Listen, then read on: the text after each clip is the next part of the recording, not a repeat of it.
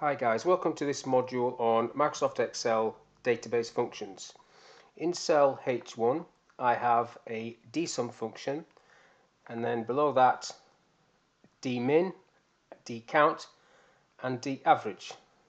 These four functions are database functions, along with the dget function, which is over on this side, which I'll go through shortly. But basically how it works is this. You have to have a database, which I've got there, and if I highlight this data, you can see that I've named this range database. You have to have a criteria, so the criteria area for this is called selection. If I highlight this area, you can see that it's called selection. And then the field that you want to look at, in this case F1, is the word salary. If I come down further, you can see I've actually put a number 6 there because that is the 6th column. And at the very bottom, the option, you could also type it with quotes like here. Whichever option you use, it's up to you, but it's probably tidier to use this top option with a cell reference. As long as these two are exactly the same and there are not spaces, for example, after the text, it should work fine. So this is how it works. If I just repeat these below, I'll do the DSUM first, equals DSUM, open bracket, the database I've called database, the field is salary. I'm going to click on F1, and the criteria is this selection area. Click the tick, format that to pounds. Same answer. Now how it works is this. So instead of every single person, let's say I only want to see grade EO, and now things change. So now the sum for the grade selected there is shown as £180,334. All of these other ones have also changed. The minimum salary is still the same, but the count of EO is 6 and the average is 30,000. Change that to a different grade, AO. That's now changed again. There's 5, and you can use the rest of this criteria area to add additional features. So now we are looking at male, grade AO, and let's try this, that are greater than 30.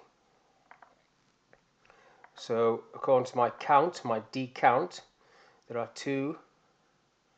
The total is 35, the average is 17, the minimum is still 12. And then if I clear this off, you're back to the total.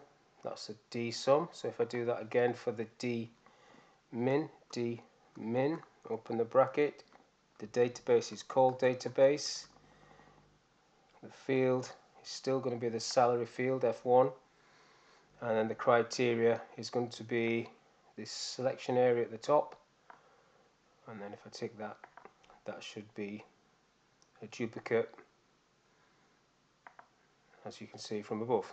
And the process is the same for the count, DCOUNT and DAVERAGE.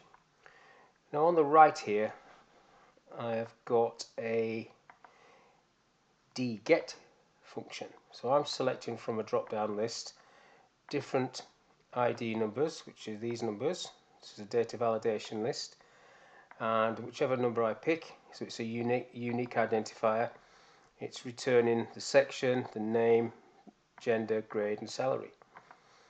Now this dget function is slightly better than a VLOOKUP, because a VLOOKUP would have to have the unique identifier in the first column. This is more like I could have this anywhere, and as long as the criteria is set, it will work. So if you look at the function, it says dget, that's the function name, dget. Database is still this database,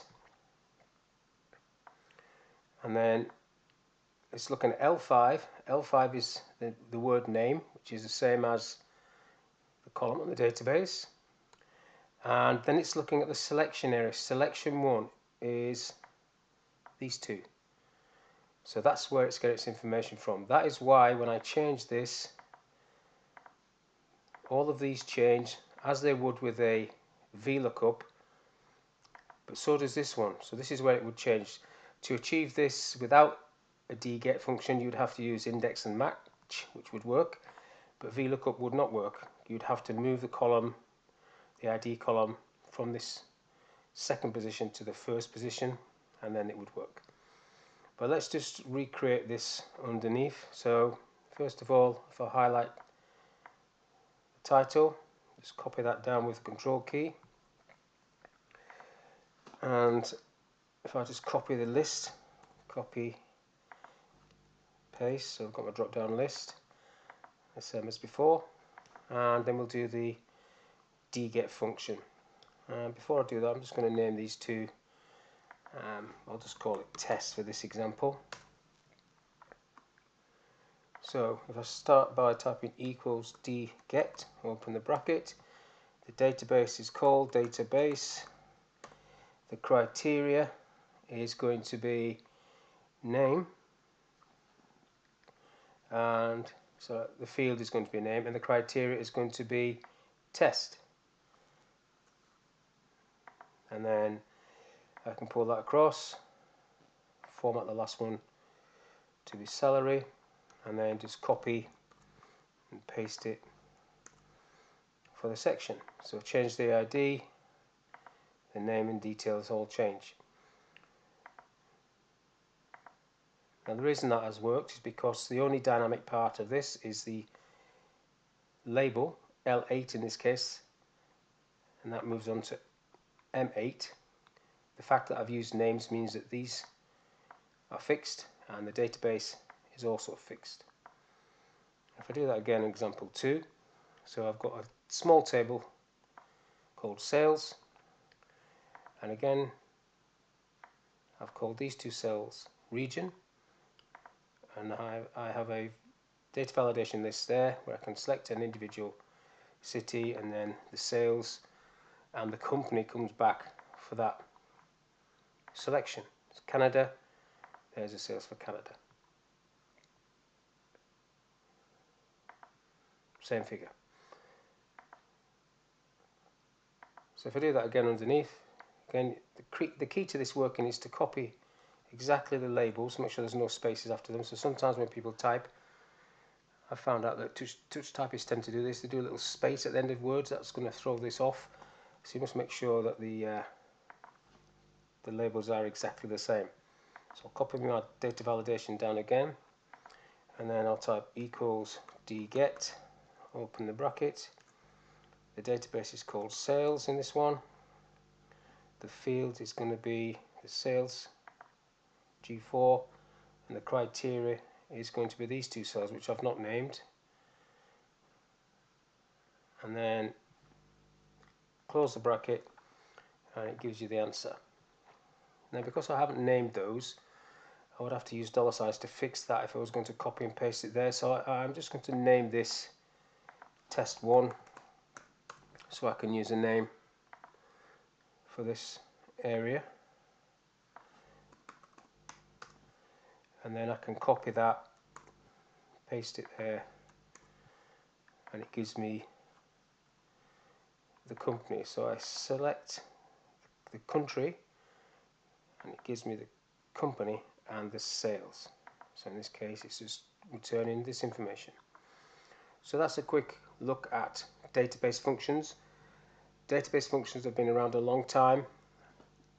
Sometimes people go down the COUNTIF and SUMIF and COUNTIFs option, but these are quite easy to use, especially the first few that I did with this criteria at the top. Very quick and sometimes not as big as what COUNTIFs and SUMIFs can be.